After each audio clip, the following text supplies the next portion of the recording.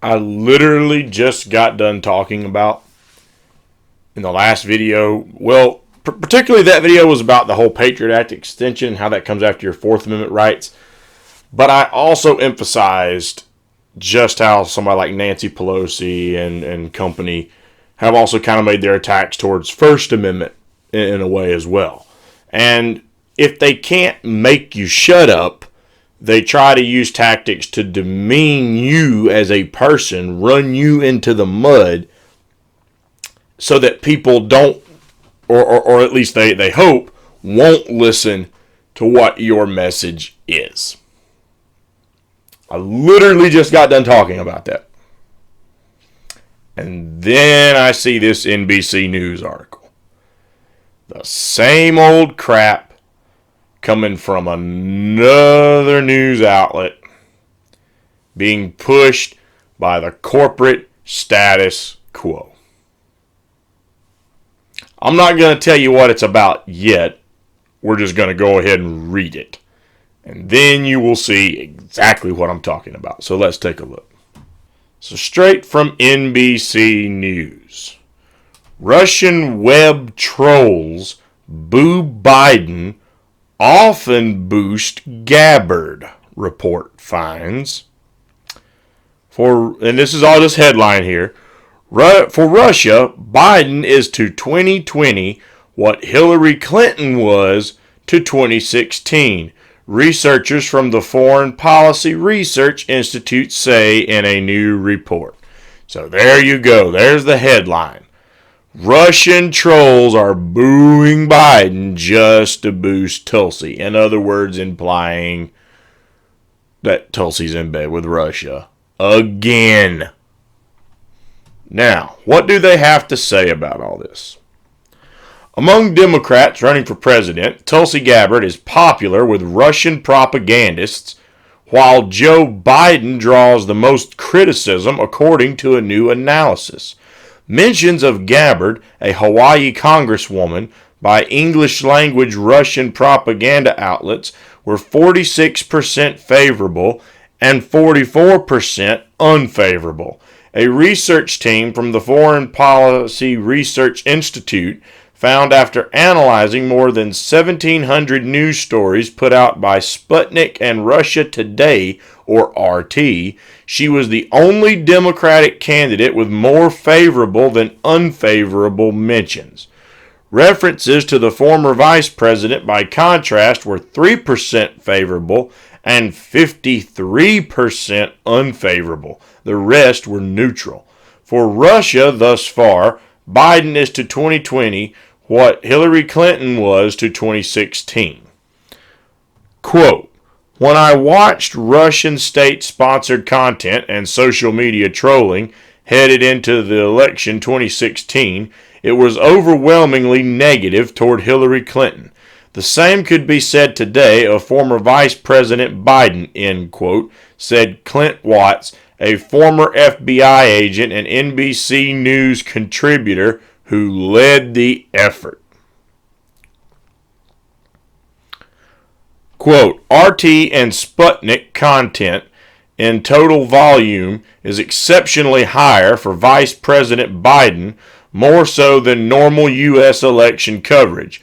Russia often amplifies President Trump's disagreement of Biden, and this adds to the negative coverage overall, end quote.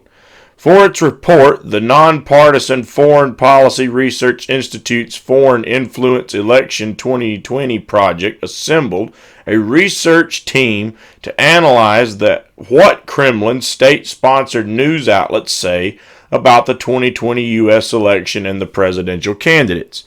The team analyzed Russia Today and Sputnik. News articles from January 1st to November 10th, 2019 that pertain to 2020 presidential election, including 705 RT stories and 1,006 Sputnik News stories. Those 1,711 stories hosted 2,772 mentions of either president, Republican candidates, or of either the president, Republican candidates, or Democratic candidates for president in 2020. More than half of those mentions referenced President Donald Trump, which the team will be analyzed in separate upcoming release. Mentions were evaluated as neutral, favorable of the candidate, or unfavorable of the candidate. The team also logged an additional 319 mentions of former presidents and presidential candidates, which will be analyzed later, they said. Why Gabbard? There are a number of reasons many Russian propagandists express support for Gabbard, Watts said. Quote, Gabbard is saying everything Russia wants Americans to hear, end quote. He said, quote, she's a U.S. Army officer and a combat veteran claiming incorrectly that the U.S. backs Al-Qaeda.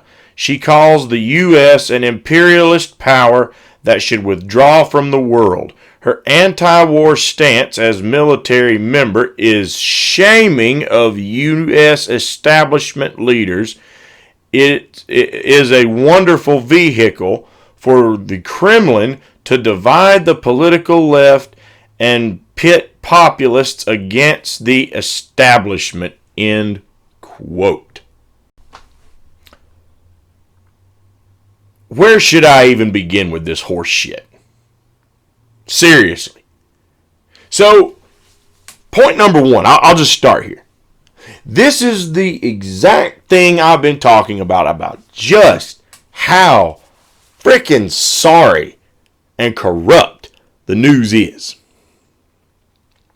The intelligence community has been concealing things from the United States for a long time.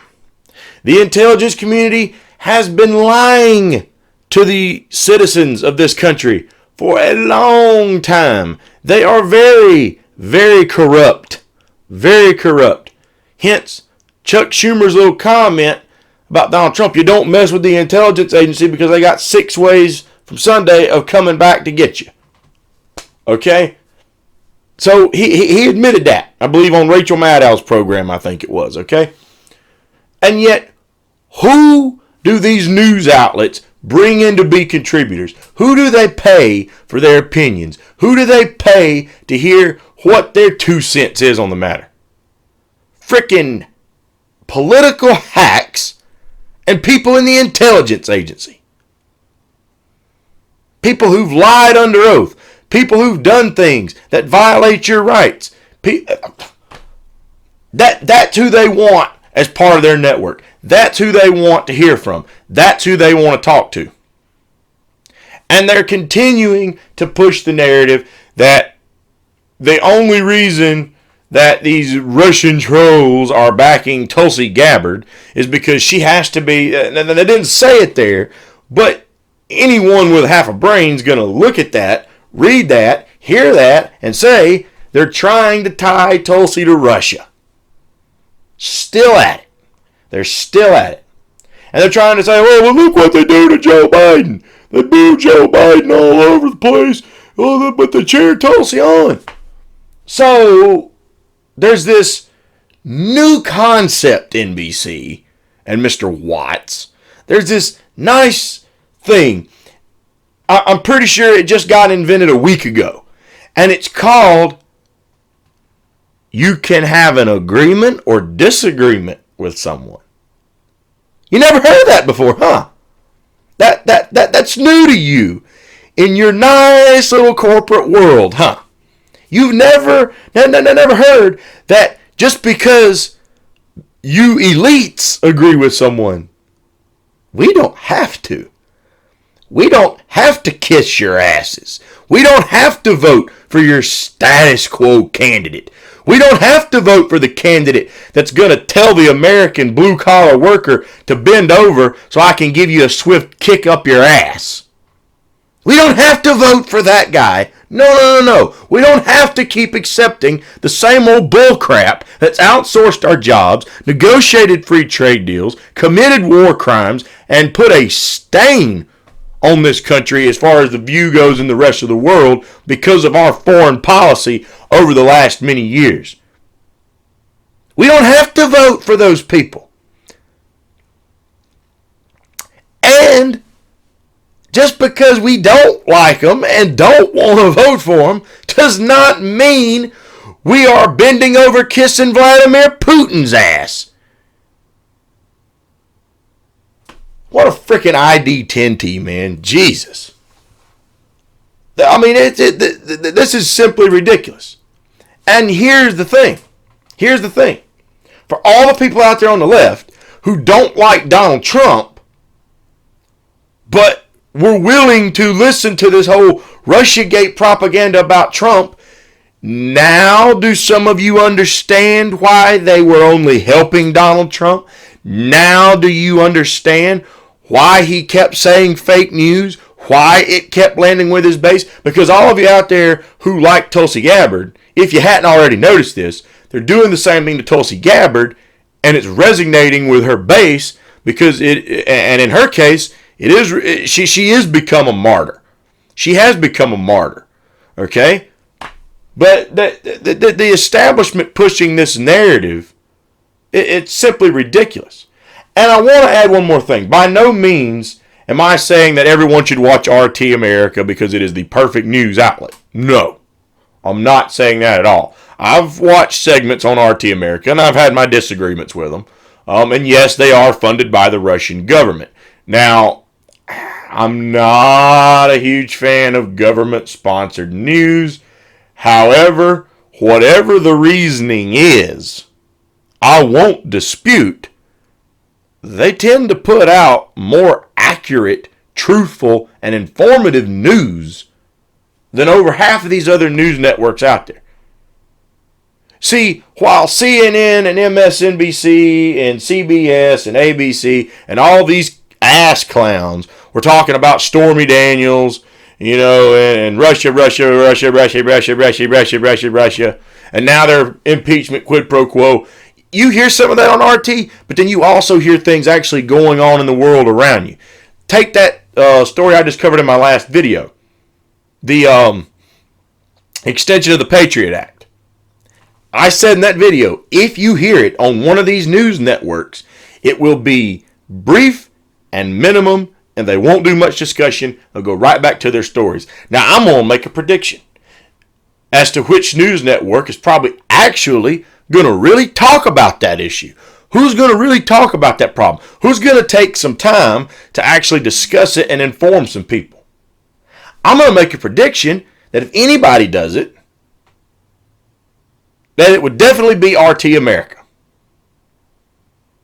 Hear me now, quote me later. If someone talks about this and spends good time on it, it will be Arty America.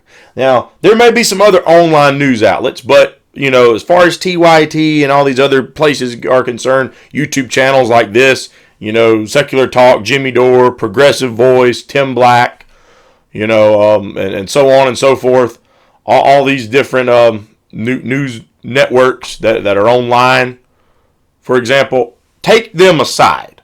Take all that aside, okay? We're just going to focus on what most people like regularly. Oh, and I would say one more thing, too. Even though it is another YouTube channel, you might even hear about it over on The Hill Rising, too. Okay? So, but you're not going to hear about it on there. And they're trying to say that because they talk about the things that these mainstream media news network outlets aren't talking about, is because they're pushing some Russian propaganda spill to the American people. Maybe the reason that they're so favorable of Tulsi Gabbard is because she's freaking right. For God's sakes, is it that unheard of that when someone comes out to advocate for peace, that is propaganda and a bad thing? What kind of world do we live in where people think they can spill that line of crap and it's going to make sense? The American people don't want to be in perennial war. Only you propaganda-pushing elite jackasses want to keep us in perennial war because the military-industrial complex bought you and sold your souls a long freaking time ago. They bought your ass, and that's why you want to keep us in all this war. That's the only reason you want to keep us in all this freaking war. Because the people who make the crap to go to war with buy you off to spread their crap, spread their message, and to try to convince the American people that it's needed and try to hop all these people up, to quote Jon Stewart, on a little bit of Muxie and freedom juice. That's why you push this issue. Period. And you run someone, a combat veteran, advocating for peace, advocating that we need to take care of the problems in this country, focus on the American people, and stop sticking our noses in everyone's business all around the world. And you have the stones to just keep running someone like that down into the ground with your frickin' propaganda crap. And have the nerve to claim that she's just a propagandist.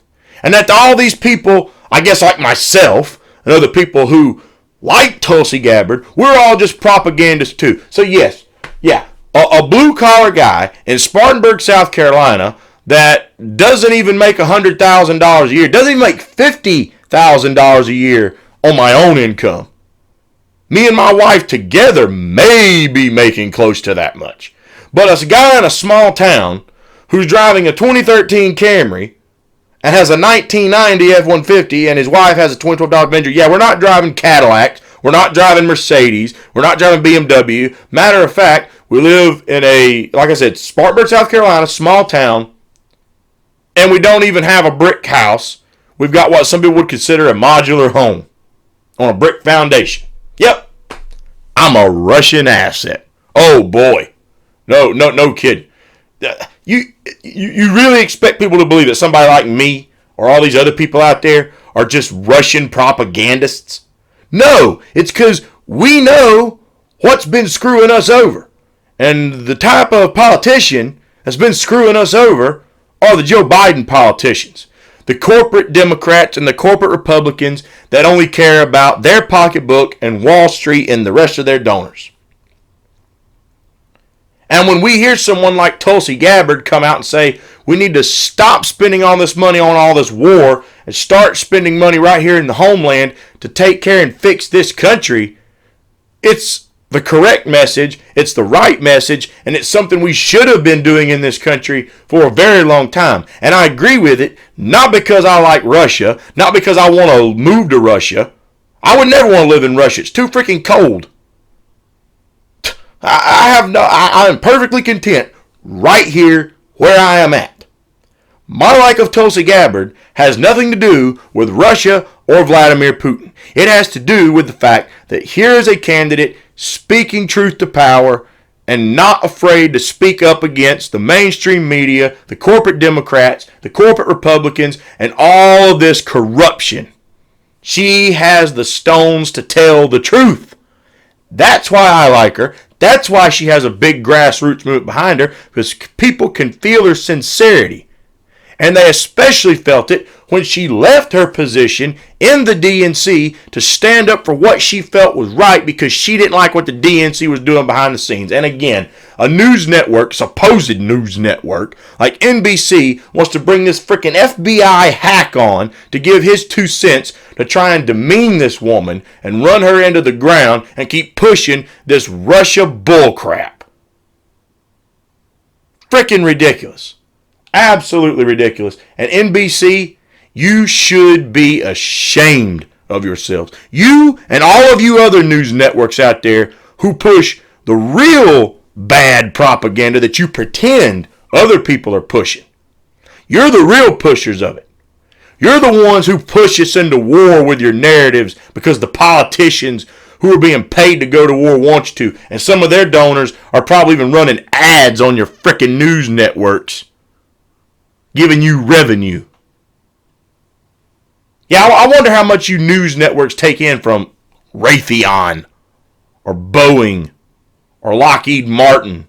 I wonder how much you take in from people like that. Of course, we all know your biggest donors are big Pharma, but we're talking about war today and foreign policy, so I wonder how much you take in from the military. You want to elaborate on that? And then, when we get the figures on how much you take in from contributors to the military-industrial complex, then you come back and talk to me about how much money I take from them.